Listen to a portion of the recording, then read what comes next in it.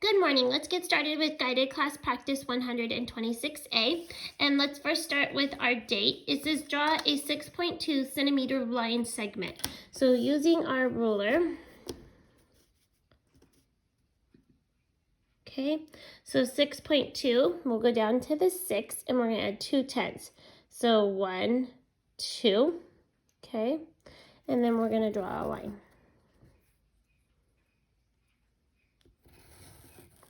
Okay, and some of us are getting out of the habit of writing our date, and today is May 1st, 2020. I can't believe we're in May now. Okay, number 1.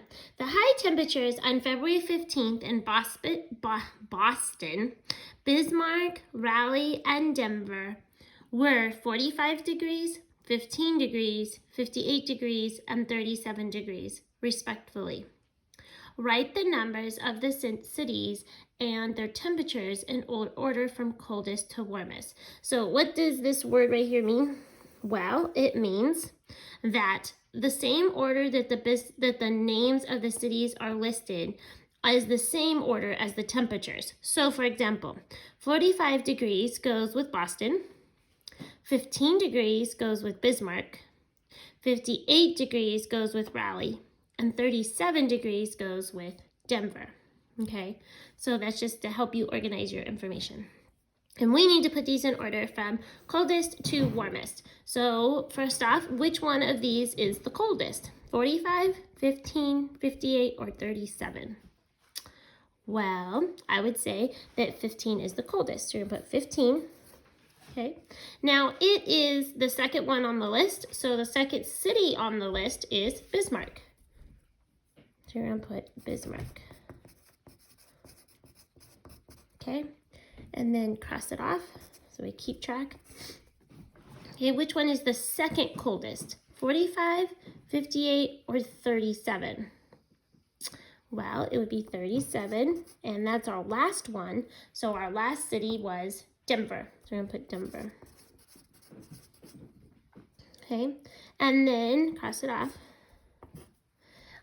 45 or 58, which one would be colder? 45. Okay, and 45 was the first one, so our first city was Boston.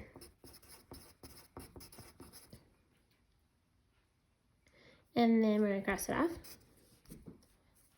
And that leaves us with 58 degrees Raleigh. So 58, and you're gonna put Raleigh.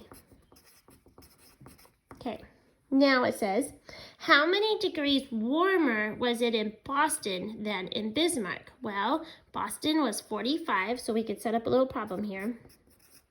Minus, because we're trying to find their difference in their temperatures.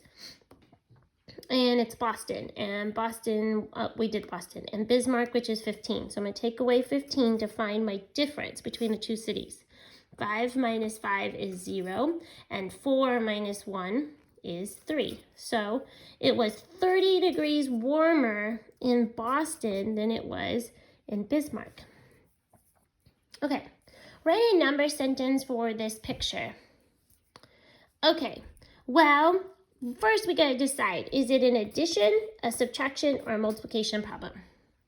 Well, remember for addition, if we'd gone up to 10, and then we had added some more on, then that would have been an addition. But it doesn't look like we've added anything on past 10. So I would say it is not an addition. Is it a multiplication? So let me remind you what a multiplication looks like. Remember, a multiplication is we have a unit and it's repeated evenly. So for example, we had 2 units, and we had 4 groups of them. Okay, here we had 3 units and we had 3 groups of them. Does that look like that? No, it doesn't. So it is not multiplication. Okay, how about subtraction? We started at 10 and now we're back at 4. Yeah, I think that looks like a subtraction problem. So let's write this down. So we went from 0, they went to 10. So we're gonna start with 10. We said it's a subtraction problem. And how many did they subtract? 1, 2, 3, 4, 5, 6, okay, equals, and where did they land? At 4, okay. Does that make sense? 10 minus 6, does that equal 4? Yes, so that is correct. And number 3, list all the factors of each number and then circle the prime numbers in your answers. Okay, so first, I'm going to use our sheet that we made last week because it just makes it a little bit handier for you to see. So if we start at 6, what numbers can I multiply together to get 6? Well, I can multiply 1 times 6 and I can multiply 2 times 3. Therefore, my factors of 6 are 1, 2, 3, and 6. So I'm going to write that down. 1, 2, 3, and 6. Okay, how about 14? Well, I can multiply 1 times 14 and I can multiply 2 times 7. So my factors of 14 are 1, 2, 7, and 14. So I'm going to write that down. 1, 2, 7, and 14. And then for 1, what are the factors of 1? Well, 1 times 1 equals 1. So the factors of 1 are 1. Okay, now I need to decide which numbers are prime numbers. Is 1 a prime number? No, because prime numbers have to be greater than 1. Okay, so is 2 a prime number? Well, let's check. In order to get 2, it's 1 times 2. So I only have 2 factors. And a prime number is any number that the factors are 1 and the number itself. So 2 is a prime number. So we're going to circle that. How about 3? 1 and 3? Yes, that's a prime number too. Okay, well 6 can't be a prime number because we just said that the factors of 6 are 1, 2, 3, and 6. And that's more than 2 factors. Okay, how about 14? Well, 1 is not a prime number, but we already said that 2 was, so we're going to circle 2. How about 7?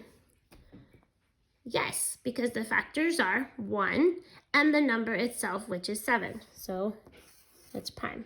And 14 obviously can't be prime because we have more than 2 factors, 1, 2, and 7, okay, and 14. And then for 1, is this a prime number? No, so we don't circle it. Okay, on number 4, write a fraction, and a decimal to show how many squares are shaded. If we start with our fraction, how many whole squares are colored? Well, 2, so that'd be our whole number. And then for our fraction, we have how many pieces? 1, 2, 3, 4, 5, 6, 7, 8, 9, 10. Okay, and how many are shaded? 3. So 2 and 3/10. What would our decimal be?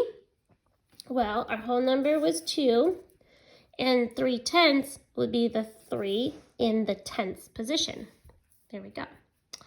Number 5, fill in the missing numbers and write the rule. Well, first we got to figure out how they were doing this. So 6, and then I go to 1. Well, that looks like they subtracted how many?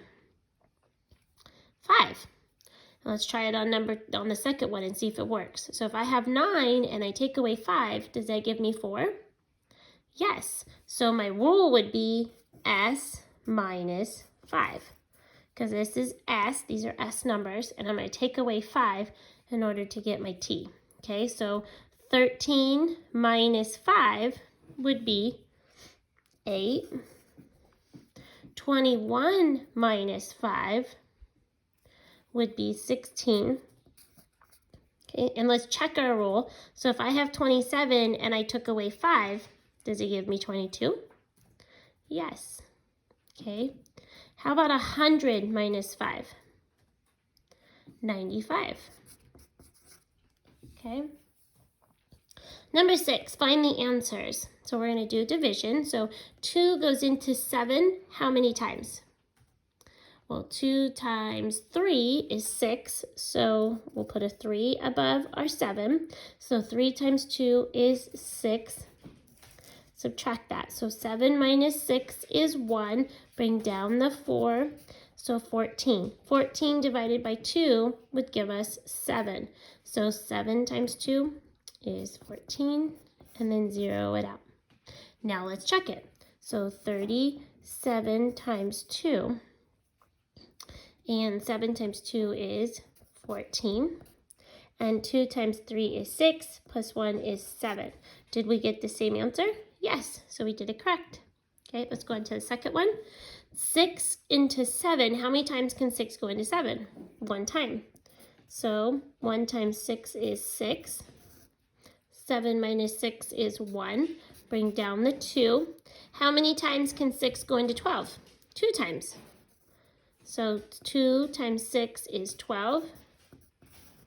And I'm going to zero that out. Now let's check it. 12 times 6. 12 times 6. So 2 times 6 is 12. 6 times 1 is 6, plus 1 is 7. Did I get the same answer? Yes, so I did it correct.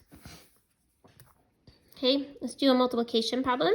So 9 times 2 is 18. 9 times 7, 63, plus 1 is 64. 9 times 5 is 45, plus 6, 51. 9 times 1 is 9, and plus 5 is 14. Okay, so it'll be 14,148. Okay, now we're going to do some subtraction, which has been a little bit of time since we've done these. So remember, if I have 4, I can't take away, if I have 0, I can't take 4 away. So we got to borrow, and then I can't take, so I got to go until my first number past 0.